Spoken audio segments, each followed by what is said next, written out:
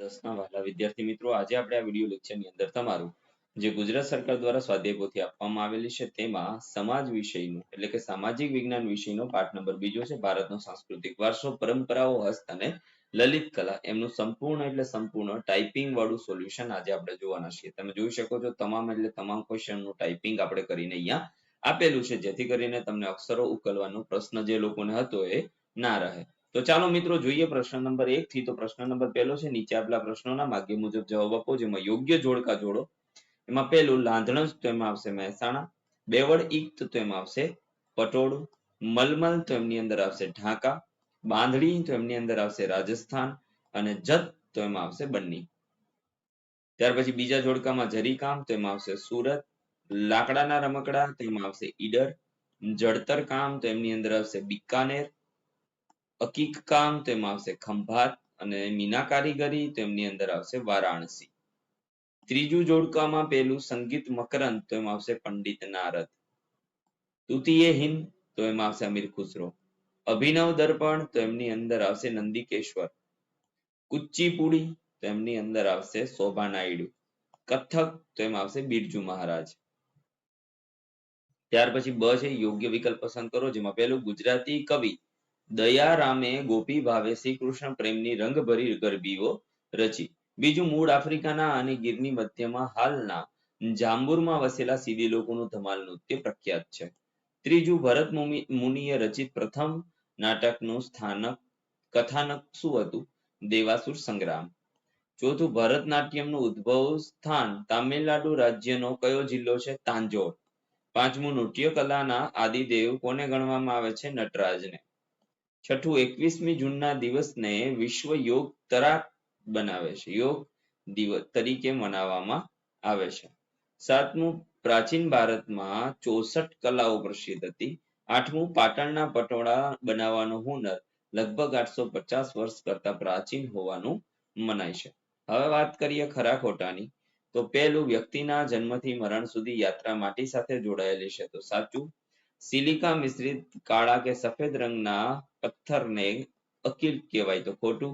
હડપ્પાના લોકો માટીના વાસણો ઉપર ફૂલ છોડ અને ભૌતિક રેખાંકનોની ભાત પાડતા હતા, તો ખરું. કથન કરે શો કથક કહાવે, તેમાં આવશે ખોટું. ચિત્રકલામાં તમામ કથાઓનો સમન્વય હોવાનું ભરત મુનિ માને છે, તો સાચું. ત્યાર પછી છે ભવાઈ ભજવનાર ભૂંગળ વગાડી માતાજીની સ્તુતિ કરે, તો સાચું.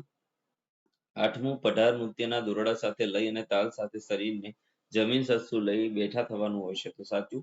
સૌરાષ્ટ્રમાં મેર તથા ભરવાડ જાતિના નૃત્યો પણ જાણીતા છે, તો સાચું.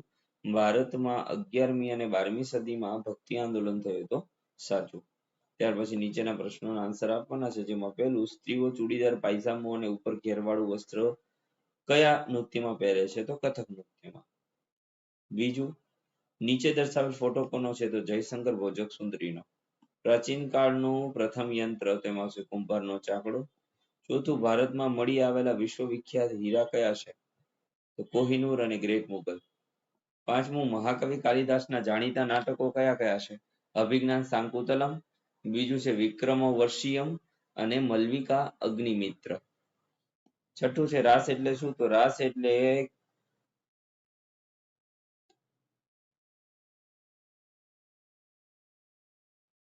ફરતા ફરતા નૃત્ય સાથે ગાવું તે. ગોળ ફરતા ફરતા નૃત્ય ગાવું તે. સાતમું સિંધુ સંસ્કૃતિના સમયે કયા પ્રદેશોના સ્ત્રી પુરુષોમાં વસ્ત્રો ઉપર ભરતકામ જોવા મળે? તો કચ્છના બન્ની વિસ્તારમાં.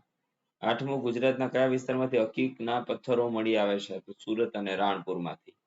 નવમું વૈષ્ણવ સંપ્રદાય ની શૃંગાર ભક્તિ સાથે ઉત્તર ભારતમાં કયા નૃત્યનો સમાવેશ થાય છે? તેમાં આવશે કથક. દસમું ડાંગમાં કયા નૃત્યો જોવા મળે છે? તો માળીનો ચાળો અને ઠાકરિયા ચાળો. 11મું પ્રાચીન ભારતમાં ચામડામાંથી બનાવવામાં આવતી કોઈ પણ 4 વસ્તુ નગારા, તબલા, પખાલા, પાણીની મશકો વગેરે બનાવવામાં આવતું હતું. વિકલ્પની વાત કરીએ તો પેલું નીચેનામાંથી કયું વિધાન માટીકામ કલા સાથે સુસંગત નથી? તેમાં આવશે સી. અંગ્રેજ સમયમાં માટીના લાલ રંગના વાસણો મળી આવ્યા, તો ખોટું. બીજું છે કુચીપુડી, તેમાં આવશે નિર્મલ મહેતા. સંગીતના વેદ તરીકે કયો વેદ આવશે? સામવેદ. નીચેના પૈકી કઈ કૃતિ કાલિદાસની નથી? તો કર્ણભાર. પાંચમું છે જોડકું જોડી અને જવાબ આપવાનો છે તો પેલા કચ્ચીપુડીમાં આવશે યામિની રેડ્ડી, કથકમાં આવશે સિતારા દેવી, ભરતનાટ્યમમાં મૃણાલી દેવી અને કથકલીમાં કૃષ્ણ પ્રસાદ. ત્યાર પછી ગુજરાતમાં લાકડા ફર્નિચર માટે કયું શહેર જાણીતું છે? સંખેડા. ભારતના પારંપરિક રીતે મંગળ પ્રસંગોએ નીચેનામાંથી કયું ચિત્ર દોરવાની પ્રથા નથી કીધું તમને એટલે આવશે લક્ષ્મીજી.